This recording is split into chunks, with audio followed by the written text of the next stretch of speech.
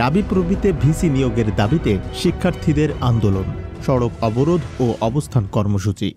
রাঙামাটি বিজ্ঞান ও প্রযুক্তি বিশ্ববিদ্যালয় রাবি প্রবির উপাচার্য নিয়োগের দাবিতে উত্তাল শিক্ষার্থীরা। আজ সকালে রাঙামাটি শহরের বনরূপা বাজার মুখে প্রধান সড়ক অবরোধ করে তারা শান্তিপূর্ণ অবস্থান কর্মসূচি পালন করে।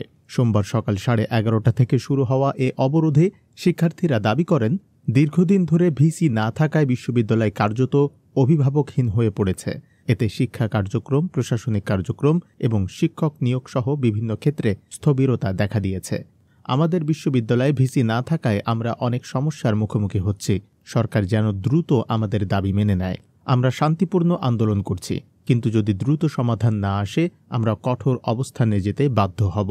3 ঘণ্টার অবরোধে শহরের যান চলাচল সম্পূর্ণ বন্ধ হয়ে যায়, ফলে শত শত যাত্রী দুর্ভোগে পড়েন। পরিস্থিতি সামাল দিতে প্রশাসন ও বিভিন্ন রাজনৈতিক দলের নেতারা শিক্ষার্থীদের আশ্বস্ত করেন। আগামী বুধবারের মধ্যে ভিসি নিয়োগের প্রতিশ্রুতি দিলে শিক্ষার্থীরা অবরোধ তুলে নেন। প্রসঙ্গত, গত 18 আগস্ট রাবি প্রবির ভিসি পদত্যাগ করেন। এরপর থেকে বিশ্ববিদ্যালয় কার্যত অচলাবস্থায় রয়েছে। শিক্ষার্থীরা আশাবাদী তাদের দাবির প্রেক্ষিতে দ্রুত সমাধান আসবে। জবাবদিহি ডেস্ক রিপোর্ট।